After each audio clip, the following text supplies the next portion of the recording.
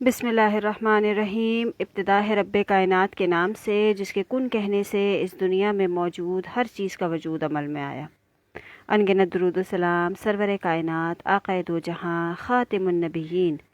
मोहम्मद मुस्तफ़ा सल्लल्लाहु अलैहि वसल्लम पर, जिन पर ख़ुद रब्बे कायनात ने दुरूद सलाम भेजा। अस्सलामु अलैकुम वरहमतुल्लाहि वबरकातुहू। हुस्न रमज़ान ट्रांसमिशन सेगमेंट तफसीर कुरान, मैं हाफिज़ा आयशा अहमद आपके साथ मौजूद। अल्हम्दुलिल्लाह रब्बिल आलमीन। आज हम 23वें रोज़े में दाखिल हो चुके हैं। कल ताकरात थी और आज मुमकिन जुम्मतुल विदा है। अल्लाह रब्बुल इज़्ज़त इस माह मुबारक में हमारी की गई तमाम इबादतों को अपनी बारगाह में कबूल व मंजूर फरमाए। अगर आज की रात शब क़द्र थी तो अल्लाह रब्बुल इज़्ज़त इस रात में मांगी गई हमारी दुआओं को अपनी बारगाह में कबूल व मंजूर फरमाए। और अगर आज जुम्मतुल विदा है तो अल्लाह रब्बुल इज़्ज़त आज के दिन किए गए हमारी तमाम इबादत को अपनी बारगाह में कबूल व मंजूर फरमा कर हमें वो सब अता फ़रमाए जो हमारे हक़ में बेहतर है। हमारी दुआओं को अपनी बारगाह में कबूल व मंजूर फरमाए। और जो दुरूद पाक का नजराना आका करीम सल्लल्लाहु अलैहि वसल्लम के दरबार में पेश किया जाएगा, अर्ज़ किया जाएगा, अल्लाह रब्बुल इज़्ज़त उसको भी कबूल व मंजूर फरमा के हमें दीन और दुनिया की भलाइयाँ अता फ़रमाए, आमीन। आज हम अपनी तफसीर का आगाज़ करेंगे सूरतुस सजदा से। जुमे के दिन आका करीम सल्लल्लाहु अलैहि वसल्लम का मामूल था कि सूरह कहफ के साथ सूरतुल सजदा की तिलावत भी किया करते थे। सूरतुस सजदा के हवाले से अगर मैं बात करूं तो ये सूरह मक्की सूरह है और इसमें 30 आयात और 3 रुकू हैं। इस सूरत का नाम सूरह सजदा इस वजह से रखा गया है कि इसकी एक आयत में ईमान वालों की तारीफ़ है, जो कि आयत नंबर 15 है। और जब उन्हें नसीहत की जाती है तो ईमान वालों की ये सिफ़त अल्लाह रब्बुल इज़्ज़त यहाँ पर बयान फरमा रहे हैं कि वो सजदे में गिर जाते हैं। उसके बाद अल्लाह रब्बुल इज़्ज़त इस सूरह मुबारका में कुरान करीम की हक़ानियत का बयान फरमा रहे हैं और उसकी सदाकत का ऐलान कर रहे हैं, उसकी सदाकत की दलील दे रहे हैं। उसके बाद अल्लाह रब्बुल इज़्ज़त कुदरत के दलाइल दे रहे हैं, कुदरत के हवाले से इस सूरह मुबारका में बयान फरमा रहे हैं और फरमा रहे हैं कि ये ज़मीन व आसमान उसी ने पैदा किए हैं और बैलेंस्ड पैदा किए हैं। अगर एक भी चीज़, एक भी कोई भी अल्लाह रब्बुल इज़्ज़त की बनाई हुई तख्लीक अपनी जगह से हिल जाए या वो अपने मुकर्ररा वक्त पर उस तरह से काम ना कर सके तो दुनिया का निज़ाम दरहम बरहम हो सकता है। उसके बाद अल्लाह रब्बुल इज़्ज़त यहाँ पर इंसान को उसकी तख्लीक के मराहिल बयान फरमा रहे हैं कि इंसान को अल्लाह रब्बुल इज़्ज़त ने किस तरह से तख्लीक किया है, कैसे मिट्टी और पानी से उसको तख्लीक किया, फिर उसको खून के लोथड़े से में कन्वर्ट किया, फिर बोटी में कन्वर्ट किया और फिर बोटी और हड्डी तक का जो मरहला है उसमें अल्लाह रब्बुल इज़्ज़त ने किस तरह से उन मराहिल को तय करवाया। उसके बाद वो किस तरह से इस दुनिया में आकर एक खूबसूरत क़द-ओ-क़ामत वाला इंसान बन गया। उसके बाद अल्लाह रब्बुल इज़्ज़त मुजरिमों का हाल बयान कर रहे हैं और मोमिनों की तारीफ़ बयान करते हुए उन पर इनामात व इकरामात का ज़िक्र कर रहे हैं। फिर अल्लाह रब्बुल इज़्ज़त आगे चलकर जन्नत की नेमतों की हकीकत के हवाले से बात कर रहे हैं और आखिर में अल्लाह रब्बुल इज़्ज़त हज़रत मूसा को तौरात दिए जाने का ज़िक्र कर रहे हैं और आका करीम सल्लल्लाहु अलैहि वसल्लम और मूसा अलैहिस्सलाम में मुशाबहत का तज़किरा फरमा रहे हैं। इसके बाद सूरत शुरू होती है सूरतुल अहज़ाब। सूरतुल अहज़ाब मदनी सूरत है। इसमें 73 आयात और 9 रुकू हैं। इस सूरह में वाक़या ग़ज़वा अहज़ाब का ज़िक्र बयान किया गया है। जब लश्कर ने मदीना की तरफ चढ़ाई की थी और मुख्तलिफ़ जमातें और क़बाइल उसमें शरीक थे तो ये ग़ज़वा अहज़ाब कहलाया था और इस ग़ज़वा को ख़ास अहमियत हासिल है। सूरत के मौज़ूआत में अगर हम बात करें तो 3 मौज़ूआत पर बहस की गई है। एक इज्तमाई आदाब पर बहस की गई है, तशरीई अहकामात पर बहस की गई है और ग़ज़वात का बयान है। इस सूरह मुबारका में बाज़ ग़ज़वात का बयान है, यानी कि ग़ज़वा अहज़ाब और ग़ज़वा बनी क़ुरैज़ा का बयान है। इसमें इन दोनों ग़ज़वात में अल्लाह रब्बुल इज़्ज़त ने मुनाफ़िक़ीन के किरदार और उनकी हालत का बयान कुरान मजीद में फ़रमाया है। अल्लाह रब्बुल इज़्ज़त ने नबी की उम्मत को 4 अहकामात 4 امور، 4 کام کرنے کا حکم دیا ہے۔ پہلی 2 آیتوں میں اللہ رب العزت نے نبی کریم صلی اللہ علیہ وآلہ وسلم سے جو باتیں بیان فرمائی ہیں، وہ اللہ رب العزت فرماتے ہیں وہ 4 باتیں ہیں کہ ایک مومن کی پہچان یہ ہے کہ وہ اللہ سے ڈرتا رہے، دوسرا یہ کہ کافروں اور منافقوں کی پیروی نہ کرے، ان کی اتباع نہ کرے، تیسرا یہ کہ اللہ رب العزت کی بھیجی ہوئی وحی پر من و عن ایمان لے آئے، اس پر عمل کرنے کی کوشش کرے، اور چوتھا یہ کہ اس کا یقین اللہ رب العزت کی ذات پر مضبوط ہو، اس کا اعتماد اللہ رب العزت کی ذات پر مضبوط ہو، وہ کبھی بھی کسی بھی بات سے، کسی بھی چیز سے، کسی بھی حکم سے مایوس نہ ہو، بلکہ وہ ہر وقت ہر حال میں اللہ رب العزت کی جانب رجوع فرمائے۔ اس کے بعد اللہ رب العزت نے یہاں پر آقا کریم صلی اللہ علیہ وآلہ وسلم کو یا ایہا النبی کہہ کر پکارا ہے۔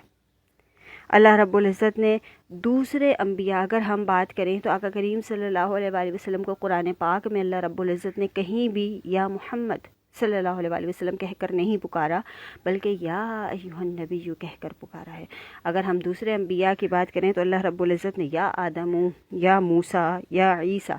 یہ کہہ کر دوسرے انبیاء کو مخاطب کیا ہے، لیکن آقا کریم صلی اللہ علیہ وآلہ وسلم کو اس انداز میں اللہ رب العزت نے پورے قرآن کریم میں کہیں بھی مخاطب نہیں کیا۔ اس کے بعد اللہ رب العزت یہاں پر بیان فرما رہے ہیں کہ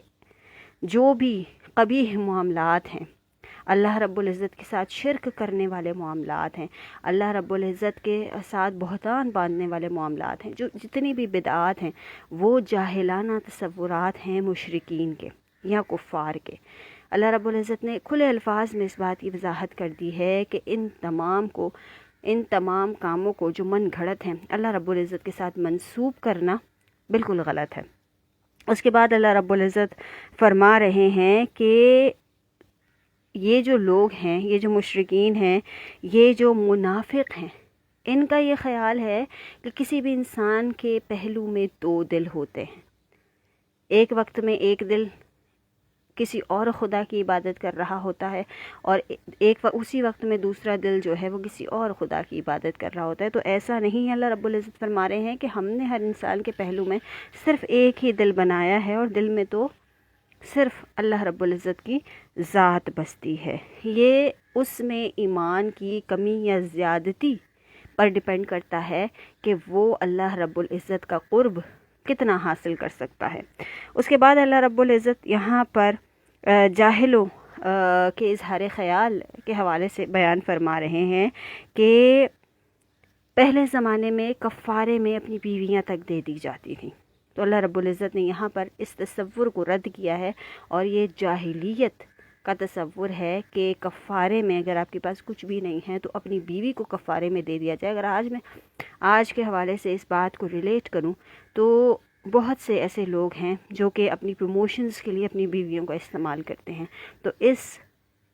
عمل کو اللہ رب العزت نے جاہلانہ عمل قرار دے دیا ہے، رد کر دیا ہے، اور اس پر ناپسندیدگی کا اظہار کیا ہے۔ آگے چل کر اللہ رب العزت منہ بولے بیٹے کے حکم کے حوالے سے بتا رہے ہیں کہ وہ کبھی بھی آپ کے نام کے ساتھ منسوب نہیں ہو سکتے، ان کے ساتھ آپ کا نام کبھی نہیں لگ سکتا۔ اڈاپٹڈ چائلڈ جو ہوتے ہیں ان کو آپ گارجین کے طور پر ایک اپنا نام دے سکتے ہیں، لیکن پیرنٹس کے نام کے حصے میں آپ کا نام نہیں آ سکتا۔ یہ قرآن کھلے الفاظ میں اس کی وضاحت کر رہا ہے، اور روحانی مائیں اور روحانی باپوں کا یہاں پر تذکرہ ہو رہا ہے کہ حضور صلی اللہ علیہ وآلہ وسلم حضرت زید بن حارثہ کے حقیقی والد نہیں تھے، وہ ان کے روحانی والد تھے، اور ازواج مطہرات جو ہیں وہ امت کی روحانی مائیں ہیں، یعنی کہ آپ کی سیرت مبارکہ کو پڑھ کر ہماری روح کو تسکین ملتی ہے، اور ہم کوشش کرتے ہیں کہ ہم آپ کی سیرت پر عمل کرنے کی کوشش کریں۔ آگے چل کر اللہ رب العزت غزوہ احزاب کی حوالے سے بیان فرما رہے ہیں کہ غزوہ احزاب جو ہے شوال 5 ہجری میں ہوا، اور مشرکین کے 10 یا 15 ہزار جنگجوؤں نے مدینہ کا محاصرہ کر لیا تھا، اور یہ جنگجو قبائل جو تھے یہود بنی نذیر سے تھے اور یہود بنی قریظہ سے تھے۔ جب مسلمانوں کا صلح کا اور ایک دوسرے کے دشمن کے ساتھ تعاون نہ کرنے کا معاہدہ تھا، یعنی کہ معاہدے سے انہوں نے انحراف کیا تھا اور معاہدے کی کھلم کھلا خلاف ورزی کی تھی اور ابو سفیان کے ساتھ تعاون کیا تھا۔ اس وقت ابو سفیان ایمان نہیں لائے تھے۔ اچھا جی، مسلمان صرف 3000 تھے اور حضرت سلمان فارسی نے بڑا اہم رول ادا کیا تھا اس میں، اور ان کی رائے پر عمل کرتے ہوئے مدینہ کے شمال مغرب میں جہاں سے دشمن کا حملہ آور ہونے کا خطرہ تھا، خندق کھودی گئی تھی حضرت سلمان فارسی کے کہنے پر۔ اس لیے اسے غزوہ خندق بھی کہا جاتا ہے، غزوہ احزاب بھی کہا جاتا ہے، غزوہ خندق بھی کہا جاتا ہے، 2 نام ہیں اس کے۔ اور غزوہ احزاب اس کو اس لیے کہتے ہیں کہ جس لشکر نے مدینہ پر چڑھائی کی تھی اس میں مختلف جماعتیں اور قبائل شامل تھے۔ 2 وجوہات ہم نے بتا دیں کہ خندق جو ہے، خندق کھودنے کی وجہ سے کہا جاتا ہے غزوہ خندق، اور احزاب جو ہے وہ اس لیے کہا جاتا ہے کہ مختلف قبائل نے مدینہ کی طرف چڑھائی کی تھی۔ ان جنگجوؤں نے تقریباً 1 ماہ تک مدینے کا محاصرہ کیا رکھا تھا، یعنی کہ 1 ماہ کی مدت تھی اور 1 ماہ تک مدینے کا محاصرہ کیا ہوا تھا۔ اس کے بعد نعیم بن مسعود غطفانی کی کوششوں سے یہود اور قریشی نے جو ہے وہ ان کے درمیان لڑائی اور ایک طرح سے اگر ہم کہیں گے کہ بدگمانی پھوٹ پڑی تھی، اور اللہ کی طرف سے انہی دنوں آندھی اور طوفان کا جو تھا وہ سلسلہ وہ شروع ہو گیا تھا، اور اس کی وجہ سے ان کے جانور جو تھے وہ بدک گئے تھے، اتنی تیز آندھی تھی، اور ان کے خیمے جو تھے وہ اکھڑ گئے تھے، ان کے عزائم جو تھے اس وجہ سے پست ہو گئے تھے، اور یہ قبائل جو تھے یہ راہ فرار اختیار کرنے پر مجبور ہو گئے تھے۔ اس کے بعد ابو سفیان اور اس کے حمایتیوں کے چلے جانے کے بعد، یعنی کہ ابو سفیان جو تھا وہ اس وقت ان کو لیڈ کر رہا تھا، تو مسلمانوں نے بنی قریظہ کا محاصرہ کر لیا اور ان کی عہد شکنی کو عبرتناک شکست ہوئی تھی اس وقت، اور اللہ رب العزت نے ان غزوات کا تذکرہ جو ہے وہ تفصیلاً اس سورہ مبارکہ میں بیان کیا ہے، اور مسلمانوں کو مزید فتوحات کی بشارت دی ہے، جن میں فارس اور روم کی جو فتح ہے وہ قابل ذکر ہے۔ اس کے بعد اللہ رب العزت نے مختلف پیشن گوئیاں کی ہیں، اور آقا کریم صلی اللہ علیہ وآلہ وسلم کے حوالے سے اللہ رب العزت یہاں بیان کرتے ہیں کہ ہم نے آپ کو تمام نبیوں کا سردار اور خاتم النبیین بنا کر بھیجا، اور آپ کو ایسی کتاب عطا کی جس کی حفاظت کی ذمہ داری ہم نے خود لی ہے۔ اس کے بعد اللہ رب العزت یہاں پر فرما رہے ہیں کہ کبھی کبھی ایسا ہوتا ہے کہ حالات جو ہیں وہ ہمیں اپنے لیے سازگار نہیں لگ رہے ہوتے، لیکن اللہ رب العزت بہتر جانتے ہیں کہ ہمارے لیے کیا بہتر ہے، اور وہی ہوتا ہے جو ہمارے لیے بہتر ہوتا ہے۔ ہمارا رب ہمارے لیے وہی کرتا ہے جو ہمارے لیے بہتر ہوتا ہے۔ پھر اللہ رب العزت یہاں پر آقا کریم صلی اللہ علیہ وآلہ وسلم کی تعریف بیان کرتے ہوئے کہہ رہے ہیں کہ آپ فاتح عالم ہیں، آپ رحمت للعالمین ہیں، اور اللہ رب العزت نے آپ کے اندر یہ پوری صلاحیت رکھی ہے کہ آپ اس دنیا کو اپنے اخلاق سے فتح کر سکتے ہیں۔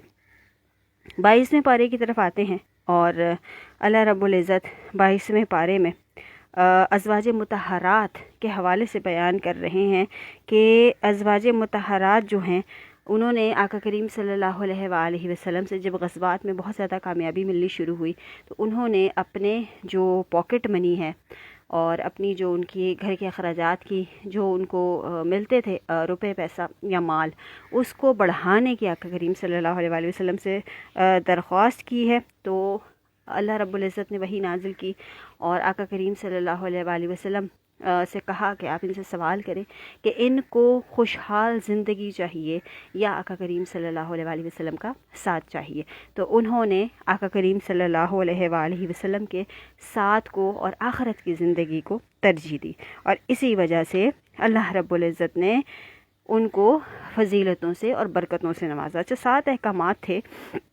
جو کہ اللہ رب العزت نے امہات المومنین کے لیے نازل فرمایا، اور یہ آج کے دور کی ہر عورت پر ان احکامات پر عمل کرنا فرض ہے۔ مردوں کے ساتھ بات کرتے ہوئے لب و لہجہ جو ہے اس کو سخت رکھیں، نرم لہجہ اختیار نہ کریں۔ دوسرا یہ کہ بلا ضرورت گھر سے باہر نہ نکلیں، کیونکہ اللہ رب العزت نے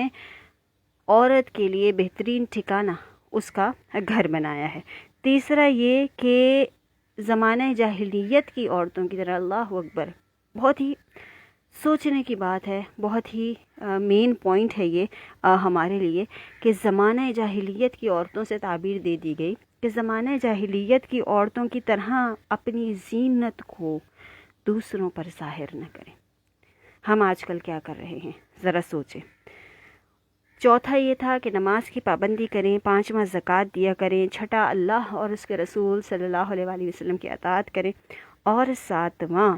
کہ قرآنی آیات کی تلاوت اور احادیث سے اپنے عمل کو بہتر بنانے کی کوشش کریں۔ اس کے بعد اللہ رب العزت تشخص اور پہچان پیدا کرنے والی صفات کا تذکرہ کر رہے ہیں، جو کہ 10 ہیں، اور جو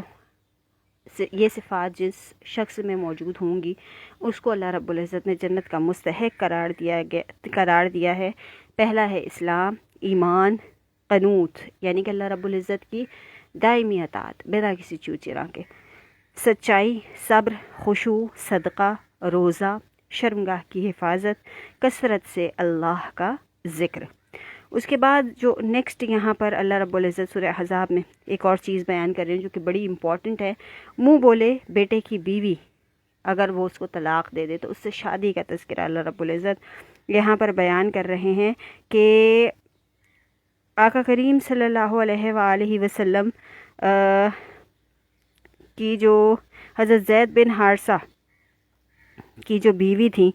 اور ان سے شادی کا جو معاملہ ہوا تھا، تو آقا کریم صلی اللہ علیہ وآلہ وسلم نے حضرت زینب سے نکاح کر لیا تھا۔ اس حوالے سے بڑا شور مچا تھا کہ حضور صلی اللہ علیہ وآلہ وسلم نے اپنے منہ بولے بیٹے کی بیوی سے شادی کر لی، تو اس پر اللہ رب العزت نے کیا فرمایا کہ متعلقہ کے ساتھ نکاح کرنے میں، یعنی کہ اگر کسی کو طلاق ہو گئی ہے تو اس کے ساتھ نکاح کرنے میں کوئی حرج نہیں ہے۔ پھر یہاں پر اللہ رب العزت حضور صلی اللہ علیہ وآلہ وسلم کی کثرت ازواج کا تذکرہ کرتے ہوئے بیان کرتے ہیں کہ اللہ رب العزت نے آقا کریم صلی اللہ علیہ وآلہ وسلم کے نکاح میں ہر طرح کی عورت کو رکھا ہے، یعنی کہ آپ سے بڑی عمر کی خاتون سے بھی آپ نے نکاح کیا، بہت چھوٹی عمر کی خاتون سے بھی آپ نے نکاح کیا، طلاق یافتہ سے بھی آپ نے نکاح کیا، بیوہ سے بھی آپ نے نکاح کیا، لونڈی سے بھی آپ نے نکاح کیا۔ تو اسلام میں کسی بھی طرح کی عورت سے نکاح کی ممانعت نہیں ہے، یعنی کہ آپ طلاق یافتہ سے بھی نکاح کر سکتے ہیں، بیوہ سے بھی نکاح کر سکتے ہیں، چھوٹی عمر کی خاتون سے بھی نکاح کر سکتے ہیں، اور خود سے بڑی عمر کی خاتون سے بھی نکاح کر سکتے ہیں۔ لیکن شریعت نے آقا کریم صلی اللہ علیہ وآلہ وسلم نے صرف ایک ایگزامپل رول ماڈل بنانے کے لیے اللہ رب العزت نے اتنے نکاح کا حکم دیا اور اتنے نکاح انہوں نے کیے، لیکن شریعت نے صرف 4 شادیاں کرنے کی اجازت دی ہے۔ اور آقا کریم صلی اللہ علیہ وآلہ وسلم کے حوالے سے کچھ آداب بھی یہاں پر بیان کیے گئے ہیں، اور درود و سلام بھیجنے کا حکم ہے۔ بڑی مشہور آیت ہے جس کو ہم اکثر کوٹ کرتے ہیں، ان اللہ وملائکتہ یصلون علی النبی یا ایھا الذین آمنوا صلوا علیہ وسلموا تسلیما۔ تو درود و سلام کی فضیلت کو بھی اس سورہ مبارکہ میں اللہ رب العزت نے بیان کیا ہے، اور 3 آداب اللہ رب العزت یہاں پر بیان کر رہے ہیں کہ کسی کے گھر بلا اجازت داخل نہ ہوا کریں۔ زمانہ جاہلیت میں لوگ دھڑلے سے دوسروں کے گھروں میں داخل ہو جایا کرتے تھے، تو اللہ رب العزت نے اس بات سے منع فرمایا ہے۔ دوسرا یہ کہ اگر کھانے کی دعوت پر کسی کے گھر آپ کو بلایا جائے تو کھانے سے فارغ ہو کر فوراً وہاں سے اٹھ جایا کرے، اور زیادہ دیر وہاں پر قیام کرنا جو ہے وہ منع ہے، وقت ضائع نہ کریں۔ اور تیسرا یہ کہ غیر محرم خواتین سے اگر کوئی چیز مانگنے کی ضرورت پیش آئے تو پس پردہ مانگا کریں، بلا حجاب ان کے سامنے نہ آیا کرے۔ یہ 3 احکامات اللہ رب العزت نے بیان فرمائے ہیں، اور عورتوں کے لیے بیان فرمایا ہے کہ وہ صرف اپنے محارم کے سامنے بغیر پردے کے آ سکتی ہیں، اس کے علاوہ پردے کا حکم بیان فرمایا گیا ہے۔ حضرت ابو طلحہ رضی اللہ تعالی عنہ روایت فرماتے ہیں کہ ایک دن حضور صلی اللہ علیہ وآلہ وسلم تشریف لائے، اور ان کے چہرے مبارک جو تھے اس پر خوشی کے آثار تھے، تو صحابہ نے عرض کیا، یا رسول اللہ صلی اللہ علیہ وآلہ وسلم، آج ہم چہرہ انور پر خوشی کے غیر معمولی آثار دیکھ رہے ہیں۔ تو آپ صلی اللہ علیہ وآلہ وسلم نے فرمایا کہ میرے پاس ایک فرشتہ آیا ہے، اور اس نے کہا، اے محمد صلی اللہ علیہ وآلہ وسلم، آپ کی امت میں سے جو کوئی آپ پر ایک بار درود بھیجے گا، اللہ اس پر 10 رحمتیں نازل فرمائے گا۔ واہ میرے آقا کی شان! اپنی امت پر رحمتوں کی بات سن کر ان کا چہرہ انور، چہرہ مبارک خوشی سے اس پر خوشی کے آثار نمایاں ہو گئے۔ تو اس کے بعد فرشتے نے سوال کیا کہ آپ خوش ہیں؟ تو آقا کریم صلی اللہ علیہ وسلم نے فرمایا ہاں میں خوش ہوں۔ اس کے بعد مسلمان خواتین کو پردے کا حکم جو ہے اس کا بیان ہے کہ پردہ جو ہے وہ مسلمان عورتوں پر فرض قرار دیا گیا ہے، اور ایسا پردہ جس سے آپ کا جسم جو ہے وہ کسی غیر محرم کو نظر نہ آئے، آپ کی خوشبو کوئی غیر محرم نہ سونگھ سکے، آپ کا بناؤ سنگار کوئی غیر محرم نہ دیکھ سکے۔ اس کے بعد اللہ رب العزت یہاں پر امانت میں خیانت کی ممانعت فرما رہے ہیں، اور امانت کا بوجھ جو ہے اس کو بہت زیادہ قرار دے رہے ہیں۔ آگے ہم سورۃ السبا کے حوالے سے بات کریں گے۔ یہ مکی سورہ ہے، اس میں 54 آیات اور 6 رکوع ہیں۔ اس میں اہل سبا کا قصہ بیان ہوا ہے، اس لیے اس سورت کا نام سورہ سبا رکھ دیا گیا ہے۔ الحمد سے یہ سورہ شروع ہوتی ہے، اللہ کی حمد و ثنا سے، اور پھر اللہ رب العزت اپنی حمد و ثنا کو اس سورہ مبارکہ میں بیان فرما رہے ہیں۔ مشرکین کے عمل کو بیان فرما رہے ہیں کہ وہ اس دنیا کی زندگی کو سب کچھ سمجھتے ہیں اور دوسری زندگی کا انکار کرتے ہیں، تو اللہ رب العزت کے ہاں وہ لوگ مردود قرار دیے گئے ہیں۔ اس کے بعد اللہ رب العزت شاکر اور کافر کا تقابل کر رہے ہیں کہ شکر کرنے والا اور کفر کرنے والا کبھی بھی برابر نہیں ہو سکتا۔ پھر اللہ رب العزت یہاں پر حضرت داؤد علیہ السلام کا تذکرہ بڑے ڈیٹیلڈ انداز میں بیان کر رہے ہیں۔ حضرت داؤد علیہ السلام کی قوم کا تذکرہ بیان کر رہے ہیں۔ آگے چل کر حضرت سلیمان علیہ السلام کی فضیلت بیان کر رہے ہیں کہ کس طرح سے اللہ رب العزت نے ان کو پوری دنیا کی بادشاہت عطا کی، اور پھر اللہ رب العزت یہاں پر اہل سبا کا قصہ بیان کر رہے ہیں کہ وہ لوگ کس طرح کی قوم تھی، ان پر نعمتوں کی کس طرح سے اللہ رب العزت نے فراوانی کی، انہوں نے نعمتوں کی ناشکری کی، اور پھر ان پر اللہ کا عذاب آیا، اور ایسا عذاب آیا کہ وہ پانی کا عذاب تھا، ساری فصلیں ان کی ڈوب گئیں، بند ٹوٹ گئے، اور جہاں پھل اور پھول لگا کرتے تھے، جو نعمتیں اللہ نے ان کو عطا کی تھی، وہ سب کچھ اجڑ گیا اور سب کچھ بنجر ہو گیا۔ پھر اللہ رب العزت کفر اور انکار کی بنیادی وجہ کو قوم سبا کی بیان فرما رہے ہیں، اور کہہ رہے ہیں کہ جو لوگ اس دنیا میں اپنے مال اور اولاد پر ناز کرتے ہیں، تباہی ان کا مقدر بنتی ہے۔ اور اللہ رب العزت یہاں پر دنیا کی زندگی سے بے رغبتی اور جتنا آپ کو ضرورت ہے اس کے تحت اپنی زندگی میں چیزوں کا استعمال، اور آخرت کی زندگی کی جستجو کے حوالے سے بیان فرما رہے ہیں۔ سورہ فاطر کی بات اگر ہم کریں تو یہ مکی صورت ہے، اس میں 45 آیات اور 5 رکوع ہیں۔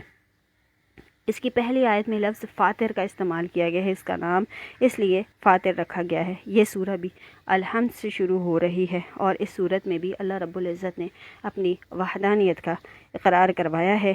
بتایا ہے کہ اللہ رب العزت کون ہے۔ اس کے بعد اللہ رب العزت یہاں پر مرنے کے بعد کی زندگی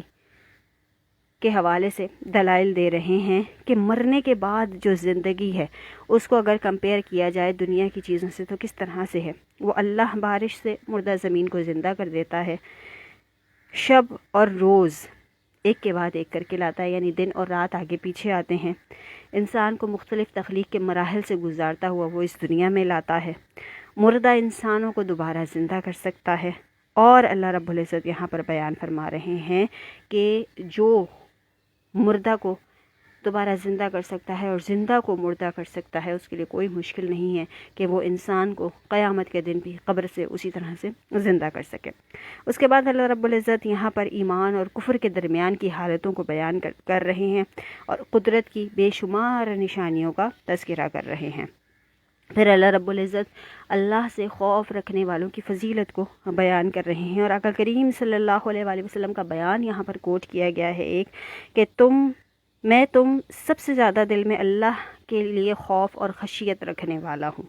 پھر اللہ رب العزت یہاں پر دین اور کائناتی علم رکھنے والے علماء کا تذکرہ کر رہے ہیں۔ اب دیکھیں دین اور دنیا کو اللہ رب العزت نے 7 کوٹ فرمایا ہے، یعنی کہ دین اور دنیا آپ کی زندگی کے 2 اہم جزو ہیں۔ آپ صرف اور صرف دین پر نہیں چل سکتے، یا آپ صرف اور صرف دنیا کے مطابق اپنی زندگی کو نہیں گزار سکتے، بلکہ دونوں میں بیلنسڈ لائف کو چوز کرنا آپ کے لیے زیادہ بہتر ہے۔ پھر اللہ رب العزت امت محمدیہ کی فضیلت کو بیان فرما رہے ہیں کہ تمام امتوں پر اللہ رب العزت نے امت محمدیہ کو فضیلت عطا فرمائی ہے۔ قرآن مجید کے نزول کا تذکرہ یہاں پر ہو رہا ہے، اور آخر میں اللہ رب العزت اپنے حلم کا بیان کر رہے ہیں کہ اللہ رب العزت حالم، حلم کرنے والا اور بردبار ہے، اور وہ زمین میں ہر انسان، ہر چرند، ہر پرند، ہر جاندار کے لیے رحمان ہے، اور قیامت کے دن وہ تمام مسلمانوں کے لیے رحیم ہوگا۔ یہاں پر آج ہم اپنی گفتگو کا اختتام کرتے ہیں۔ اللہ رب العزت سے دعا ہے کہ اللہ رب العزت ہمارا پڑھنا، ہمارا سننا اور ہمارا بیان کرنا اپنی بارگاہ میں قبول فرمائے، اور اسی کے صدقے کہیں نہ کہیں ہمیں ان تمام باتوں پر علم کرنے کی اور قرآن مجید کو سمجھنے کی اور اس میں غور و فکر کرنے کی توفیق عطا فرمائے۔ اپنا بہت خیال رکھیے گا، مجھے اور میری ٹیم کو اپنی دعاؤں میں یاد رکھیے گا۔ انشاءاللہ العزیز کل اسی وقت آپ سے ہوگی دوبارہ ملاقات، اور سورہ یاسین کے حوالے سے انشاءاللہ العزیز ہم گفتگو کریں گے۔ میری جانب سے اللہ حافظ۔